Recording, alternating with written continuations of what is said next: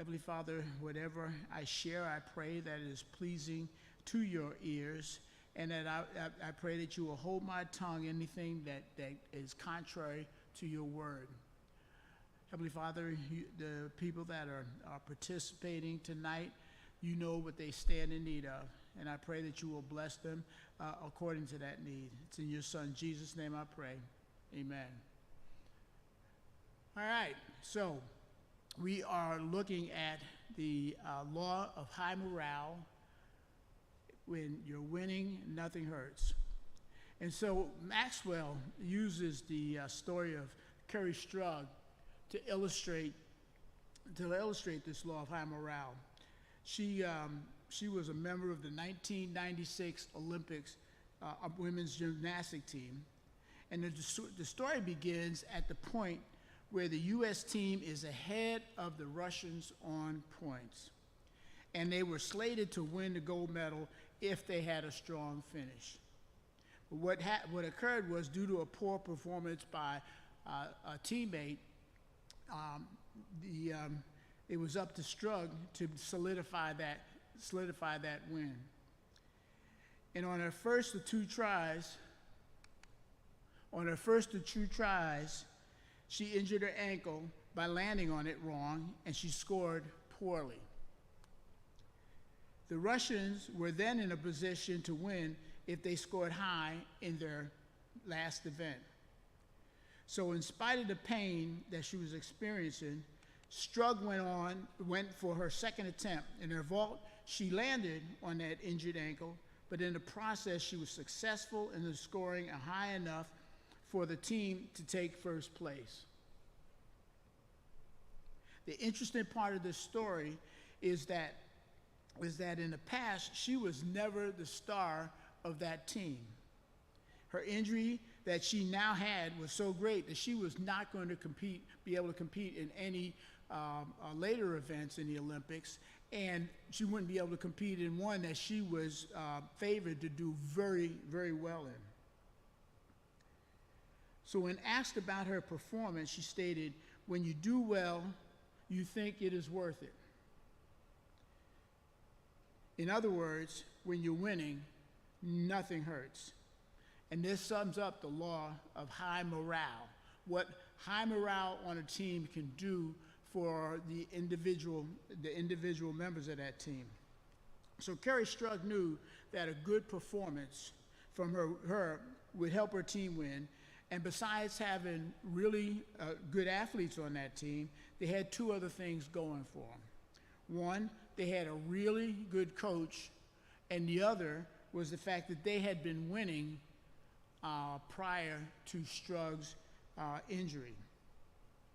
And so for all of you Washington Redskins fans out there,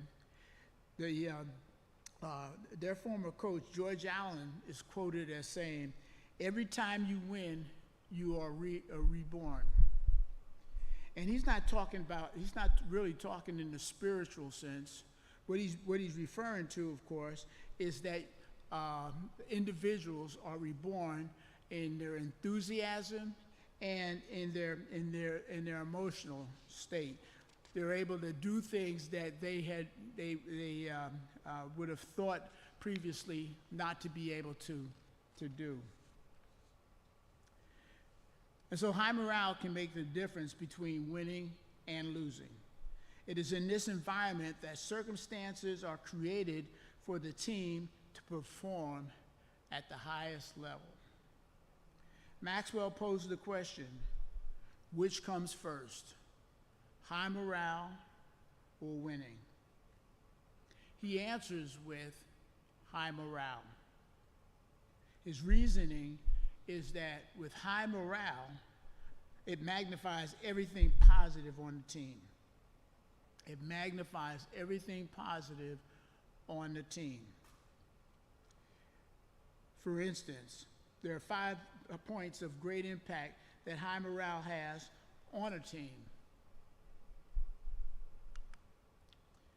It is a great exaggerator. What does that mean? When an entire team is positive and all the players feel good about themselves, everything else seems to be good also. It is the great elevator. With high morale, the performance of the individual members goes to a whole new level. They focus on their potential, not their problems. They become more committed and they become more confident. You notice that when a team is losing and when the morale is low on a team, that's when all the grumbling, that's when the griping, that's when the pointing fingers take place. But when the morale is high, then those things are ignored. They don't seem so important. Third, it is the great energizer. Maxwell states that no mountain seems too high, no project seems too difficult, no race seems too long, and the team's enthusiasm grows as their energy increases. Fourth, it is the great emancipator. Abraham Lincoln was called the great emancipator because of his signing of the Emancipation Proclamation, which did away with legalized slavery in the United States. Freedom in the case of what we're talking about in this study occurs when high morale gives the team needed breathing room. Now they are free to take risks. They are free to try out new ideas and concepts. These things that they wouldn't ordinarily feel comfortable in taking. Team members can ask questions that they otherwise might not, resulting in creativity and innovation. And this is really, really an important point, is having a team that feels free enough to be able to ask questions, and the leader does not feel like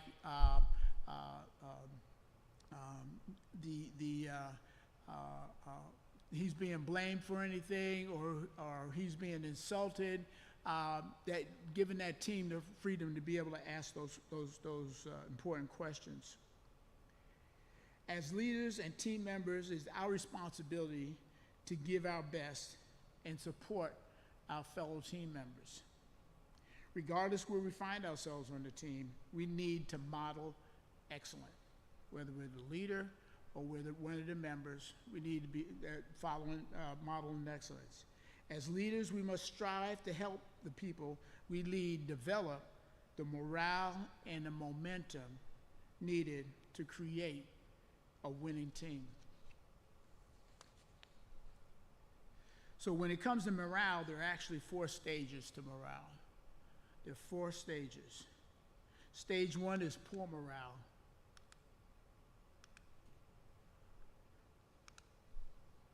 Poor morale. This is characterized by the team being negative. It feels like it has no hope. Usually the team is losing. Proverbs 17:22 says, "A broken spirit dries up the bones." At this stage, it's up to the leader to do everything. The leader is going to have to investigate the situation. Start by addressing what the team is doing wrong and by fixing what is broken. 2, begin to initiate belief. A team will change only when people believe in themselves. It is the leader that must initiate that belief. Showing the people that he believes in himself, that he believes that in the mission that we're on, and believes in them. At this stage of poor morale, it's up to the leader to create energy. To bring a greater level of energy to the team, we need to be, as leaders, we need to be energetic. We can't allow ourselves, regardless of how we feel, we can't allow ourselves to be in the doldrums, to be lethargic. We must display, like I said, regardless of our feelings, we must display high energy.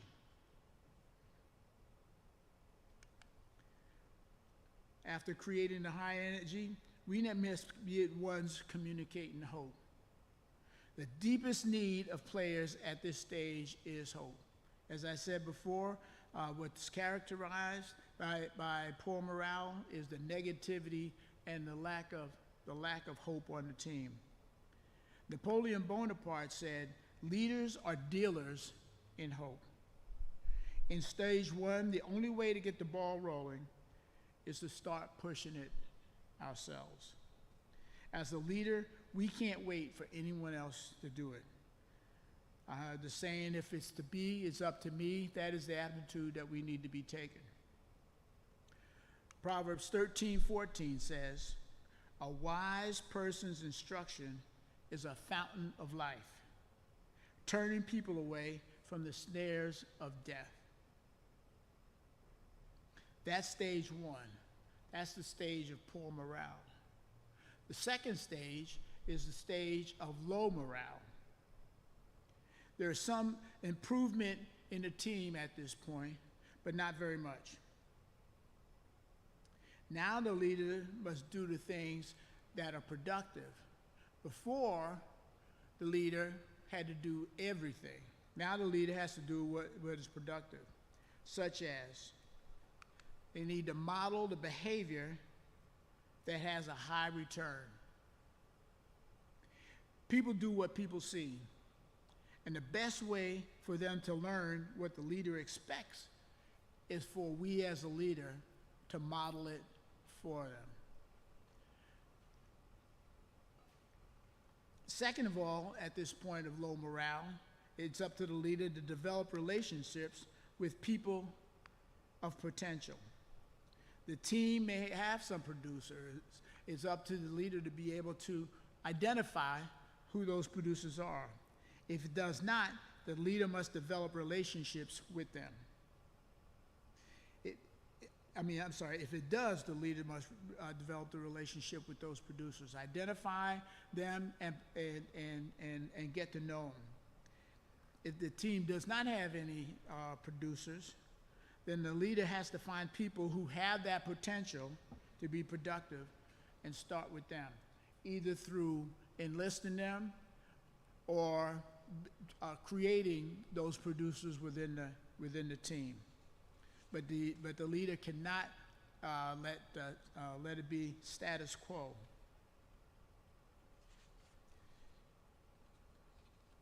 The leader at this point must set up small victories and talk to the team through them. Help them grow in skill and confidence by having some wins on their belt, even if they're small wins, even if they're small things that have been achieved. Even if it's a matter of somebody turned the information you were looking for on time, saying it's on time, as opposed to how come some of the facts and figures here are messed up or wrong. Encourage them small victories. That's what you want to give the people on your team. Then the people who have the most potential will help less talented team members gain confidence and succeed. And this is going to be a slow process, being at the point of where we're developing producers, and then those producers then can assist us as leaders to aid and teach the other team members. And then finally, communicate. Communicate the vision. We learned in the law of the compass that vision gives team members direction and confidence. As leaders, we must keep the vision before our team continually. We can't just share the vision one time and expect it to take hold and for the team to embrace it on a constant basis, because without it being reiterated to the team, that the team members can get discouraged. We read in Proverbs 25:11 that says, "A word spoken at the right time is like gold apples in a silver setting." So we looked at the poor morale, we looked at the low morale. Now we're looking at where we're at moderate morale. This is when the destination or goal of the team is important. At this point, the leader is going to have to change from simply moving the team, getting the team moving, to getting the team moving in the right direction. That leader will have to do the difficult things that help the team to improve and develop high morale. There will be some difficult decisions that have to be made. One includes making changes that make the team better. In the law of the chain, we were instructed that leaders are responsible for minimizing the damage any team member can do. This means placing team members in their proper roles according to their abilities or lack thereof. Often these actions require tough decisions. Proverbs 24:10 says, "If you do nothing in a difficult time, your strength is limited." We make changes that make the team better. But we also need to receive buy-in of the team members. It's one thing to cast a vision to the team. The team members must buy into that leader. They must embrace the values and mission of the team and align themselves with the leader's expectation. And that's not an easy thing. That's not an easy thing to do, because all you have to do is have one or two dissenting individuals on your team, and that can cause nobody to buy into the vision. So when we're conveying and when we're communicating the vision, we must do it in such a way that we are appealing to each individual on that team. And then we need to communicate commitment. We need to communicate our commitment. Part of the process of getting people to buy in comes from the leader showing them his commitment. It's important that we demonstrate our commitment first. Come heck or high water, we are going to get this thing done. People buy into the leader, then the vision. It is necessary to consistently demonstrate high competence, good character, and strong commitment. So it's one thing to say that we're committed. It's another thing for us to have our actions bear that out. And then you'll see that I said high competence and strong commitment, but also a person has to have high character. Because we may be committed, and we may be good at what we do, and we may be committed, but if our character is one of ill repute, the people are not going to follow us for long. This is the foundation for people to buy in. Titus 2:25 tells us, "Proclaim these things, encourage and rebuke with all authority, and let no one disregard."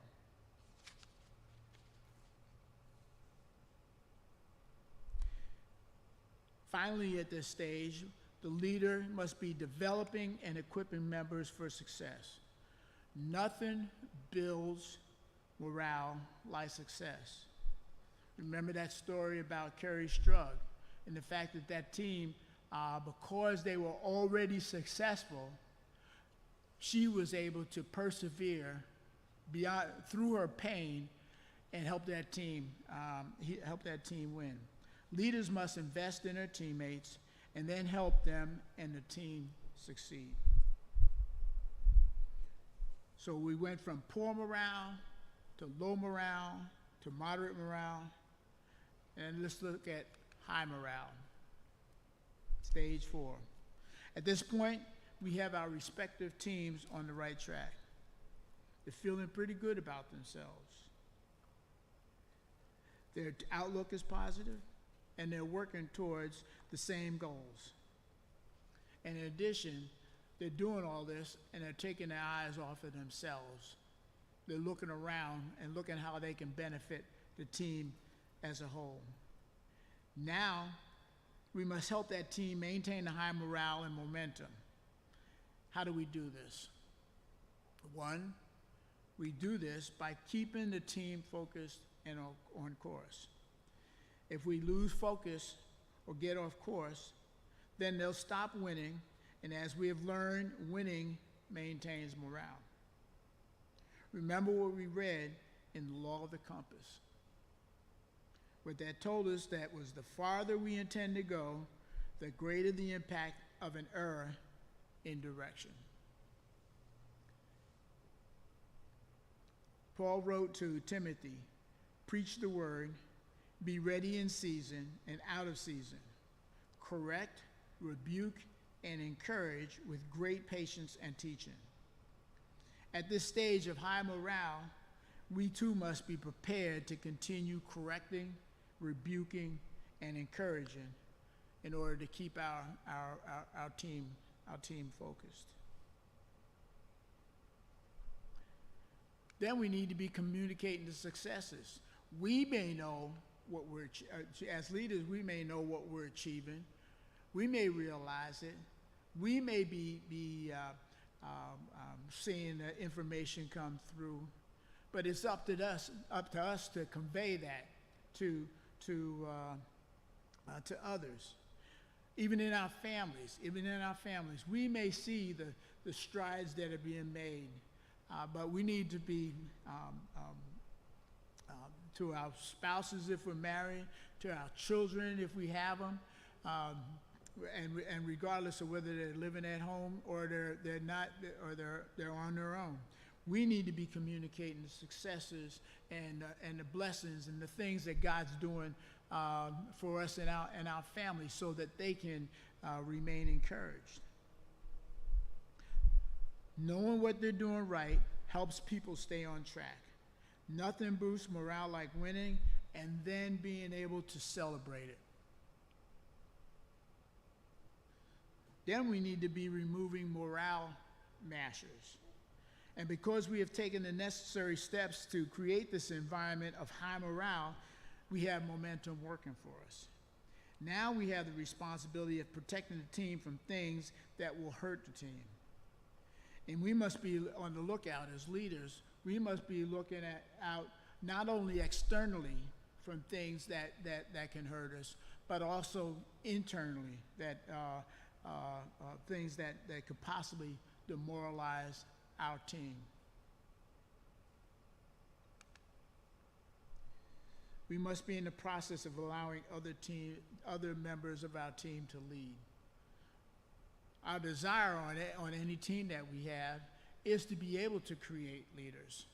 And if we've done a good job of creating those leaders, we can't stifle them. We need to look at all the opportunities that we can give them to lead, at least in a segment of what it is that we're trying to achieve. We must be preparing other team members to lead and then turn them loose to do just that, lead. We're able to use the momentum of that team has to create new leaders, and by doing so, we are increasing the leadership of that team. Increasing the leadership of that team. So recapping these 4 stages of morale, we have the poor morale stage, and that's where the leader must do everything. As leaders, we're expected to do everything. We have the low morale stage, and that's where the leader must do the productive things. We have the moderate morale stage, and that's where the leader is going to have to do the difficult things. Maxwell said that the two stages of morale that are most difficult for the leader to have to navigate through is the poor morale stage, where it's like trying to get a ocean liner to move from standing start, just getting things moving, and then the moderate morale stage where now difficult decisions have to be made, and then the high morale, and that's where the leader must just do the little things. Just with that ocean liner example once again. Once the ship is moving and cruising along the ocean, a little rudder, the relatively small rudder, is able to steer that huge ocean-going vehicle through the seas. So when the law of high morale is working at its best, the leader boosts the morale of the team, and the team boosts the morale of the leader. And I want to wrap up this lesson, wrap it up with the story of Dick and Rick Hoyt. This is a phenomenal story. Some of you that have read it, you know what the story is. But shortly after his birth, Rick Hoyt was diagnosed with cerebral palsy. And because of this, he's a quadriplegic who cannot speak because he has limited use of his tongue. His parents were committed to including him in every family event and activity, so they worked to teach him everything that they could. He was not able to go to school at this point, but they were sewing into him. When he was 10 years old, engineers from Tufts University developed a device that would allow Rick to communicate by computer. At 13, he was finally admitted into public school, despite the resistance that his parents faced by school officials. So even though Rick had physical limitations, he excelled in his schoolwork. He thrived in school. At 15, he was inspired by a 5K race that was to be held to raise money for a person who had been paralyzed by an accident. He told his father that he wanted to participate in it. Now, this is a paraplegic, but he told his father he wanted to participate in it. His father agreed to run and would push Rick in a wheelchair the 3.1 miles in this 5K race. They competed and they had a success. They had crossed the finish line. All right? Remember, little successes increase the morale of the team. In 1981, when Rick was 19, they ran in the Boston Marathon. As of 2001, when this book was written that we're reading, when this book was written, they had run in 20 straight Boston Marathons. In 1985, they decided to compete in the triathlons,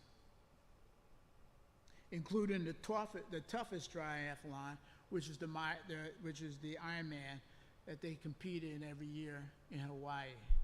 I remember Bernie and I were in Hawaii one year, and we saw these guys. They were training for.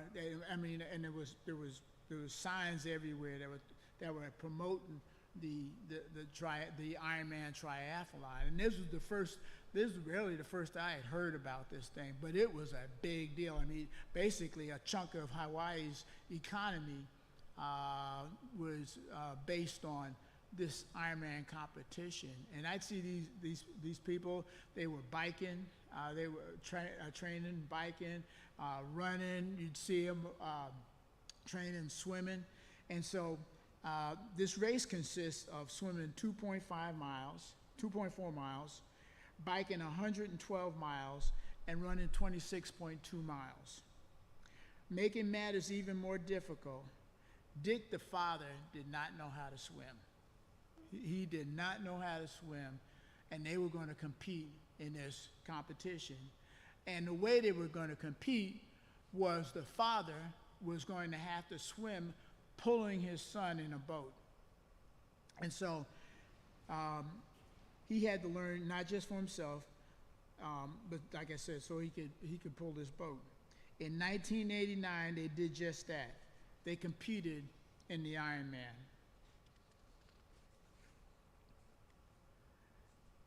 Dick quoted his son saying, "When I'm running, my disability seems to disappear.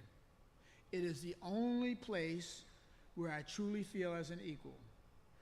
Due to the positive feedback, I do not feel handicapped at all. Rather, I feel that I am an intelligent person with low limits." This is the law of high morale.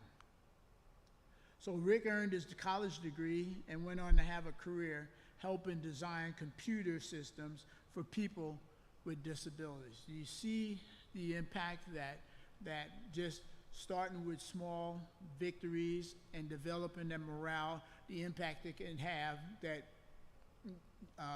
we might not even been able to envision? Because he was able to succeed in this area of sports, then he went on and he was helping many other individuals that were in a similar situation that he had, and this enabled those individuals to be encouraged. Finally, again as of 2001, the father-son team had completed 731 races, including 53 marathons and 135 triathlons. I can't even imagine doing one of them. And they've competed in this number. So what does it take to become a better team member? Don't wait until our morale is high. Begin performing as it is. It's all a matter of attitude. It's all a matter of what we tell ourselves, and we can tell ourselves to have a high morale. We can push ourselves to have a high morale. Whatever's happened to us externally, we can feed ourselves internally. Act our way into feeling and not feel our way into acting. Becoming a better leader. We need to determine what level our team morale is. Is it poor? Is the team dead in the water? Is the morale low? Is the team starting to make some progress? Is it moderate? The team is beginning to experience some wins. Or is it high? The team is performing close to its potential. Then based on where our team is, we apply the appropriate guidelines. Finally, when you do good, you feel good. And that's our law of high morale. Any questions or comments? We've got some time.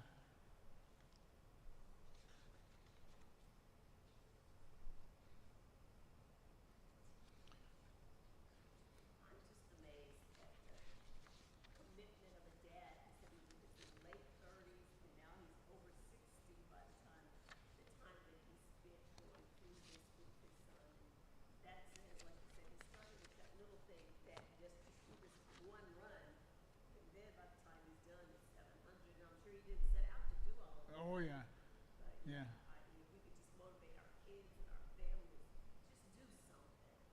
Right. It is amazing. It is amazing that commitment that the father had, the commitment that the father had to